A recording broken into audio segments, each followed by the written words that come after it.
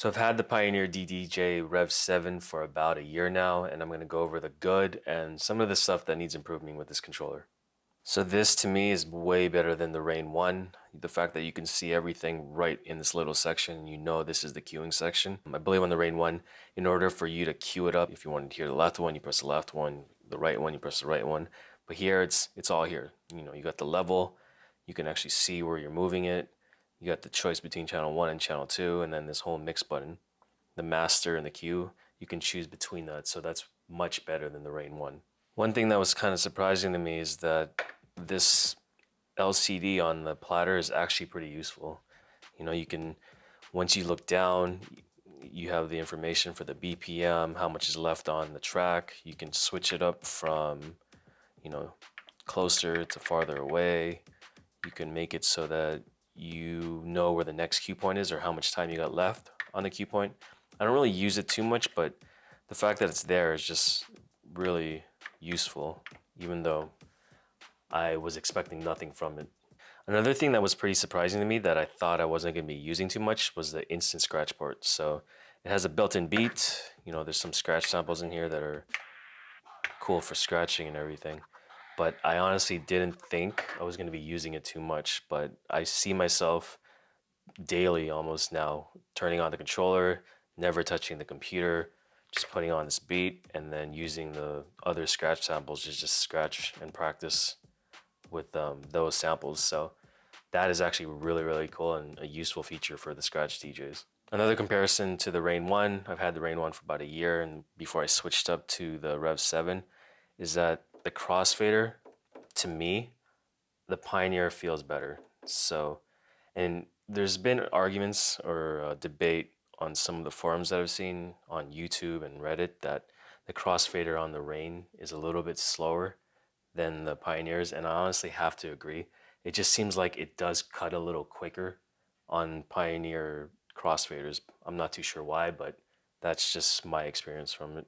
I can honestly say that there's nothing really bad with the DDJ-Rev7. I mean, for the first motorized controller, Pioneer did an amazing job. Uh, One thing that I could point out is that this controller build quality, it's not as nice as the Rane One.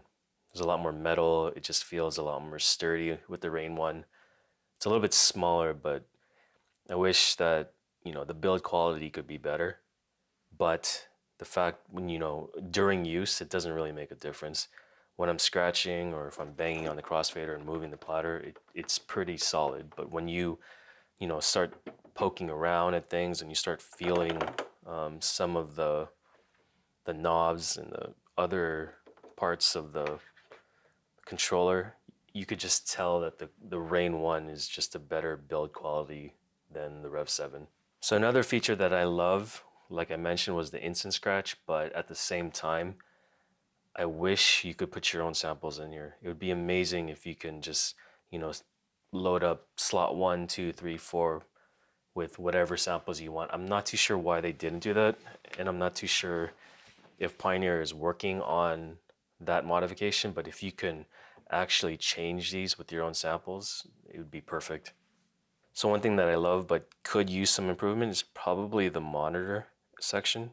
If the knobs were a little bit fatter and the distance between Q and master was a little bit shorter, I think it would make it faster and it would improve the overall experience of using it. I love it, but if this was shorter, it would be a lot better and maybe a little bit more distance and farther apart. The platter needs a little bit more torque. Compared to the Rane One, the torque on the platters isn't too much. So I press down a little bit, you can see that the platter slows down. I think they need more torque on this platter so it would just feel a little better. So the number one thing that needs improvement for me is the hamster switch. I scratch a lot in hamster mode. Oh, hamster mode, if you don't know, is when the crossfader reverses. So channel 1 becomes channel 2 and channel 2 becomes 1 on the crossfader. But for whatever reason, even though I use the thing a lot, I find myself having to step back, actually look at myself, you know, turn on the crossfader or the hamster switch, and then come back. I mean, it takes half a second, but it would be awesome if Pioneer made something that had some kind of LED indicator that would make you just know that it's on or off, maybe over here or by the crossfader. Maybe it's just me and I'm just retarded, but you know, I find myself having to step back a lot and to look to see if it's engaged, and it's kind of an annoying trait. But like I said, maybe it's just me. So comparing the Rane One and the DDJ-Rev7, the Rane One I had for about a year before I upgraded to the Rev7. Overall, it was worth it. Um, I mean, it is an extra. I think as of this time, it's like an extra $700 or $800, but I think it's worth it. Uh, the LCD platter is helpful. I don't really use it a lot, but I think it's pretty cool that you can see some of the information there. The instant scratch, to my surprise, I use this a lot more than I thought I would. Just turning on the controller, putting the simple beat it has, and using some of the samples, just going at it and scratching for hours at a time. I use that feature a lot, and I didn't think honestly that it would really matter. But the two best features for me is the Q section. This is by far much better than the Rane One. The fact that it has that master out is a godsend to me, especially with places that don't have monitors or have crappy monitors. This is awesome. And the Crossfader, it just feels a little bit better. It feels a little bit more responsive. It's just a better overall product than the Rane One. So if I don't know if it would be worth it for you, but to me, the money is the extra money to spend on this thing is worth it. So thanks for listening, and if you like this, please like and subscribe. If you have any comments, you could direct message me, leave a comment. I'll respond back as soon as possible. So cool. Thanks for listening. Bye.